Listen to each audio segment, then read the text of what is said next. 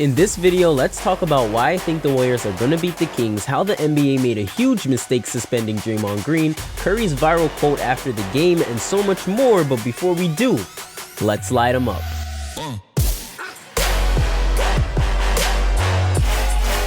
Oh so fresh, oh so smooth, it's your boy Eli back with the groove, and as you all know, Draymond Green has been suspended for Game 3, but I think that this suspension lit a fire under the Warriors that they didn't have before. Now with this suspension, Draymond was not even allowed in the building, so it's not like he was on the bench or anything like that. He was at home watching the game with his wife and kids. But despite his absence, we were able to put together a well-rounded game, the best game we've played this series, and of course it's at home, and hopefully we can see more play like this heading forward. So after the game, Curry was asked about Draymond Green's absence, and what did he have to say about it? We did what we're supposed to do. They say, Draymond's got a history, so do we. So we know how to bounce back. That's right, Draymond's got a history and so do we. This Warriors team, this Warriors core has been winning for so long. They've been winning for basically as long as I've been watching basketball, and it's just amazing to see that they're still able to do it in their later years. So enough about the Warriors history. I want to talk about Moses Moody because he came off the bench giving us 13 points, and his shooting efficiency was just great to see from a player that's essentially a rookie. Now I talked about this in my last video, and I was saying how we need to see more of Jonathan Kuminga. But seeing Moody out here and playing significant minutes and contributing to winning was also good to see. Moody went 2 of 5 from deep and he was 4 of 7 from the field. He played 16 minutes in this game, and I was just very proud of the effort that he put in both offensively and defensively. Now we do have to mention the fact that essentially everybody got to play in this game, especially towards the end since it was a blowout win. Everyone on the roster was able to get some minutes on the floor, which is good so that some of these younger players at least have a little bit of playoff experience. So while I was watching this game, one of the things that I noticed is that we was getting a lot more of those 50-50 type of calls, and the refs weren't just blowing the whistle every time the Kings drove the ball, even though they didn't do as much driving as they did in games 1 and 2. But being back at home and having that home crowd behind us was definitely a big deal, as we was able to get a big win. Because once you go down 3-0, we all know that that is the point of no return. So I guess now the only question will be, are the Warriors going to be able to repeat this heading into Game 4? Now I have no doubt in my mind that the Warriors will be able to win Game 4, and that is because they will be getting Draymond Green back. Now ever since the win happened, I've heard a lot of people saying things like, oh, well, I guess you guys don't really even need Draymond, and make no mistake, we definitely do. Draymond Green is our fire defensively and even offensively at certain points, and there's no one that can convince me that having Draymond off the court is better than having him on the court. I want to talk about Domantas Sabonis because he had an injury of sorts, or so they claimed. And he looked pretty fine in this game. As I was watching him play, I was like, yeah, there was really no problems with you. And as I said in my last video, it really just seemed like they were kind of milking it, or like going on with the whatever they can do to try to get Draymond suspended and stuff like that, so that they'd have a higher chance of winning this game. So I can't necessarily blame the Kings for that, trying to make it seem more serious than it was.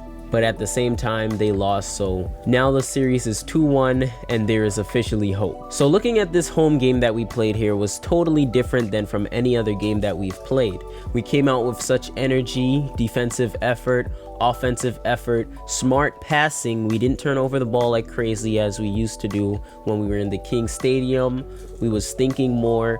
We did take some crazy shots, but they were falling more this time just because we're home, and everything that normally goes bad typically goes a lot better at home. And this is not something new. This is something we've been seeing this all season, and we can't really tie together what it is exactly.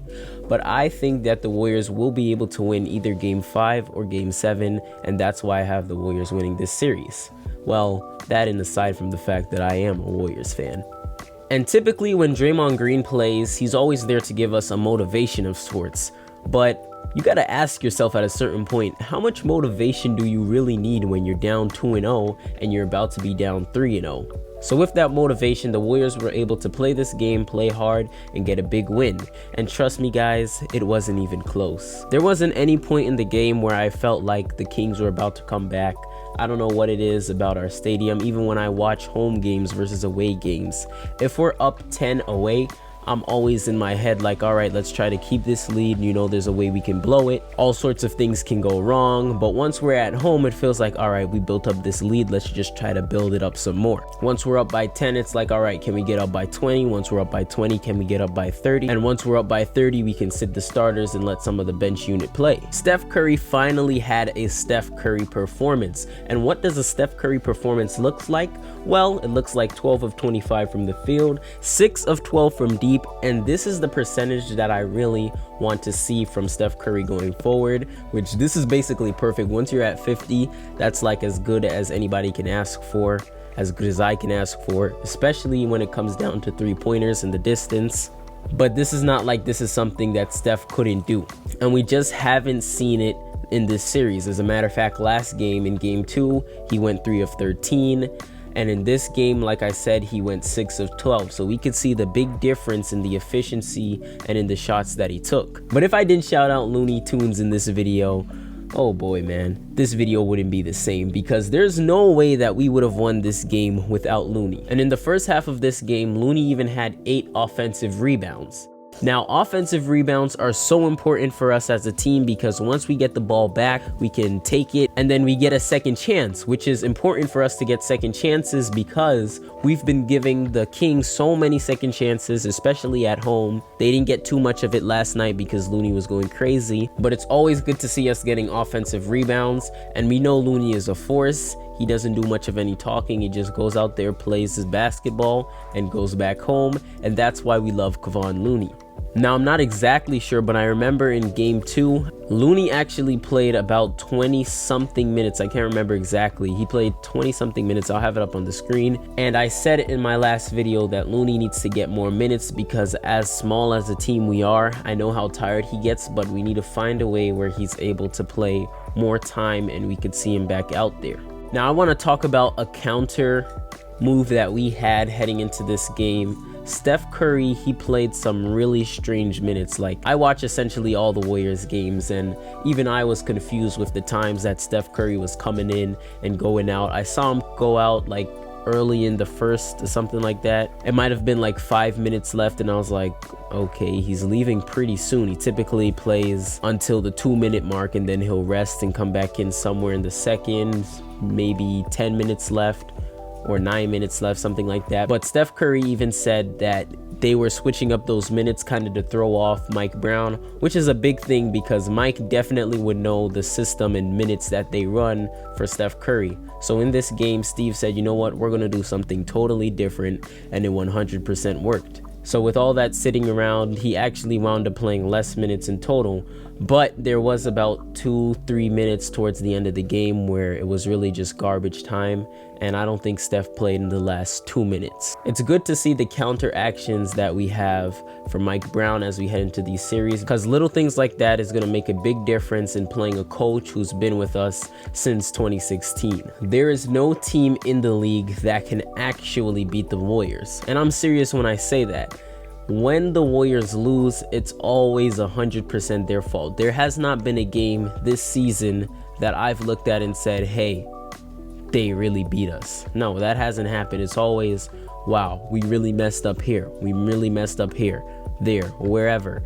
And one of our biggest problems is the turnovers. So that's typically where I can turn and see, all right, we gave away 20 points off turnovers. We had like, what, 15 turnovers on the night. 15 is even modest, to be honest. But in the playoffs, we really need to lock down these turnovers and stop turning over the ball. For the first time, we was able to start a game without throwing it away in the first possession. So that's good for us.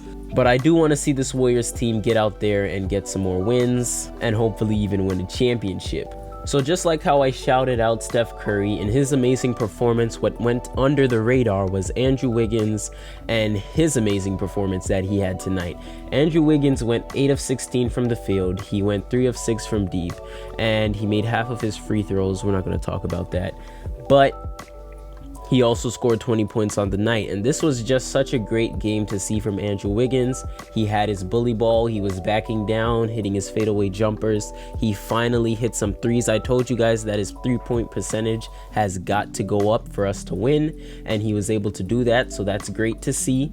And as we head forward in this series, both home and away, I need to see Wiggins putting in more effort like this. So Draymond will be coming back for game 4. He will probably be starting. I don't see why he wouldn't. And hopefully with Draymond coming back, we should be able to win game 4 and tie up this series and head back to Sacramento with a totally different series. But if you guys were able to make it to the end of this video, comment Jeff Curry down below just so that I know. Let me know your thoughts and opinions about this series, and who do you think will win game 4, and who do you think will win this series. You guys can follow me on Instagram, Twitter, and even TikTok as well. All my links will be in the description. Like the video, subscribe to the channel, hit that notification, stay tuned for tomorrow's video, and until next time, let's light 'em up.